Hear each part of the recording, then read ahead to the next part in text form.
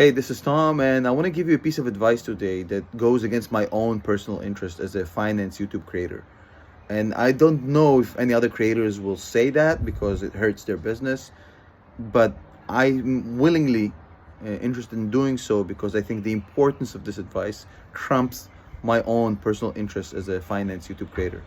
And I think at the end of the day, my community needs to know the truth and not things that help me progress my own business. Because I think in the long term, that's also good business for me. So I'm not completely this altruistic guy who's sacrificing themselves. I think it's good business, to be honest.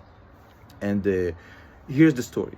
Look, we all follow the Federal Reserve, what Jerome Powell said, what did he not say, whether the Fed will raise interest rates by half a percentage point or a quarter, or whether they stop, what are the government doing, bank bailouts, etc., etc., etc.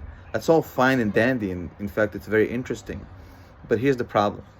As a long-term investor, your only play in the market is put in money, get this money in an ETF or in any sort of a kind of a managed product when you get to go to work, do your stuff at work, and not worry about it. And just put money every month. You can hear my son laughing in the background, enjoying some early morning cartoons. But essentially, that's what you do. You're not worried about Fed, interest rates, banking collapses. You put a certain amount every month into your portfolio, preferably into an ETF like the S&P 500, and you go to work, you fight with your boss, you have a dinner with your wife, and you don't worry about it. And that's all. And then 10 years later, you take this money out and you will have a nice return. You're not going to be a millionaire, but you're going to have a nice return. Something that you can actually put to good use, like paying for your school, kids' school, or buying a house, or improving your own life, etc., etc., etc. Maybe a retirement. I don't know. Depends on your age. Now, the problem is, look, traders, good traders are out there and they're really good at making money. They follow these things. They follow the Fed. They follow the momentum. They follow the sentiment. They follow every little thing that's going on. And some of them are really good at it. And I know a few that are really, really good at it and making a lot of money. That's their full-time job. That's the only thing they do. That's the only thing they focus. And even that doesn't guarantee it. Some of them lose money. In fact, a lot of them.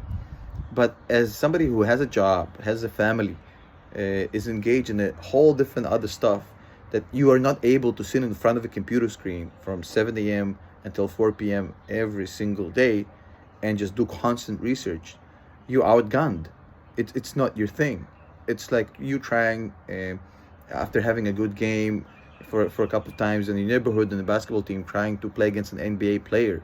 You're going to get smoked. It's not your game. And unfortunately, that's the sad part, a lot of people who will say, hey, I'm a long-term investor, they get tempted and they get FOMO'd and they start playing this trading game, trying to sell in, sell out, buy in, buy out.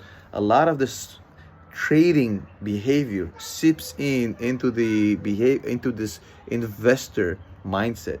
And unfortunately, and that's the sad part, I don't know if my community, but in general, for retail investors, the majority of retail investors behave like traders, even though they're supposed to be long-term investors statistically.